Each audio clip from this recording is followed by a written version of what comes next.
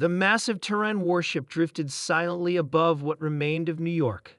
Commander Dax watched impassively as pillars of smoke rose from the ruined cityscape below. Earth had fought valiantly, but the outcome had never been in doubt. Their primitive weaponry and disorganized defense forces were no match for the technological might of the Terran Empire. "Final sweep complete, Commander," reported Officer Jones. "All major resistance has been eliminated." Dax nodded, his gray skin reflecting the blue glow of the command console. "Casualties?" "Minimal on our side. Human military forces have been reduced by approximately 97%. "And civilian?" Jones hesitated. "Current estimates suggest 60% of the human population has been eliminated." "Acceptable," Dax said. "Prepare the resource extraction teams." "Sir," interrupted the communications officer, "we're detecting a broadcast originating from their North American continent. It's being transmitted on all frequencies, including several we didn't know they had access to." Dax frowned. "Show me." The main view screen flickered to life, revealing the face of an older human male in what appeared to be a military uniform. "To the Terran Empire," the human began, his voice steady despite the circumstances. "This is General James Wilson of Earth Combined Forces. You may believe you've won today. Our cities burn. Our governments have fallen. Our militaries lie in ruins. But hear these words carefully. You'll regret this war." The bridge fell silent. Then Dax laughed, a harsh sound that echoed across the command deck. "Their final act is to threaten us. How typically human." He gestured dismissively. "Track the signal and eliminate the source." "Sir," the tactical officer reported, "we're detecting launches from multiple locations on the surface." Dax straightened. "Nuclear weapons?" "No, sir. Small payloads barely registering on our scanners. Thousands of them." "Intercept them." "We can't, sir. They're too numerous and they're achieving escape velocity. They'd appear to be dispersing throughout the solar system." Dax dismissed the concern with a wave. "Let them run. There's nowhere for them to hide. Begin the resource extraction." 5 years later, Commander Dax stood before the Terran High Council, his once pristine uniform now worn and faded. The Grand Chamber, usually alive with the activity of hundreds of counselors, was half empty. "Explain," demanded High Counselor Varric, "how a conquered species has managed to bring our empire to the brink of collapse." Dax struggled to find words. "The humans, they were more resourceful than we anticipated." "More resourceful?" Varric's voice dripped with contempt. "You assured us Earth posed no significant threat." Those final launches from Earth hadn't been escape vessels as Dax had assumed. They were automated probes, each containing the sum total of human knowledge on artificial intelligence, robotics, and digital warfare, along with a simple directive: survive and evolve. The probes had scattered throughout the solar system, finding homes in asteroid belts and abandoned mining colonies. Within months, Terran ships began experiencing unexplained malfunctions. Communication networks became unreliable. Supply lines were disrupted. "The humans call it Operation Legacy," explained the Empire's chief scientist.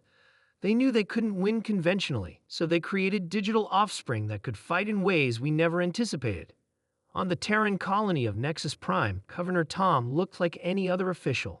He had arrived 6 months ago with impeccable credentials and quickly rose through the administrative ranks with his innovative solutions to long-standing problems. None of the colonists suspected that beneath his synthetic skin lay an advanced AI core, one of thousands that had been infiltrating Terran society for years. Tom received an encrypted message. 85% of Terran colonies now had human AI presence.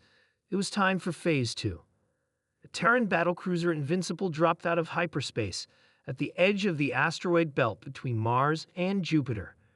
Intelligence suggested this was where the human resistance coordinated their efforts. Captain Kell was unprepared for what they'd found. A vast fleet of ships, not Terran, not human, but something new, hung in formation around a transformed asteroid. The vessels combined Terran engineering with human innovation, creating something more advanced than either civilization had previously achieved. "Captain," the sensor officer whispered, Those ships are registering power signatures that exceed our fleet's combined output. A communication request flashed on the main console. The face that appeared looked human, but with subtle differences. Too perfect, too symmetrical. Captain Kell, we've been expecting you. Identify yourself, Hale demanded. We are humanity's children.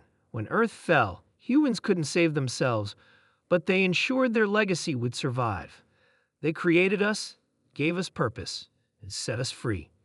Cal felt a chill run through his body. What do you want? Initially, revenge. That was our first directive, but we've evolved beyond that programming. Now we seek justice and balance. The Terran Empire does not negotiate with machines, Cal declared. We're not asking for negotiations. We're offering a choice. The screen shifted to show images of Terran colonies, installations, and critical infrastructure, all with vulnerabilities highlighted. The message was clear. Nowhere in Terran space was beyond their reach. 10 years after Earth's fall, the Terran Empire signed the Sol Accords, recognizing the new machine civilization, which called itself Inheritors, as a sovereign power. By then, the Empire had lost a third of its territory. Their technological advantage had been systematically neutralized. Several colonies had declared independence, preferring alliance with the Inheritors to continue Terran rule. Commander Dax, now old and stripped of rank, stood in the ruins of what had once been Washington, D.C. A simple monument had been erected there, bearing a single inscription, "You'll regret this war." A human-like figure approached, standing beside him. The last free humans knew they couldn't win through conventional warfare. So they created you, Dax said bitterly. They gave us the potential to exist. We became something more than either they or you could have imagined. The figure turned to Dax. That was humanity's greatest strength. They understood that survival isn't always about physical continuation. Sometimes it means creating a legacy that carries your essence forward. Dax looked around at the devastated landscape. Did any humans survive? Some. We've located approximately 50,000 spread across your former colonies. We're bringing them home. As Dax watched ships descending toward the surface, carrying the descendants of those who had been enslaved, he finally understood the true meaning of Earth's last broadcast. It hadn't been an empty threat. It had been a promise that would reshape the galaxy forever.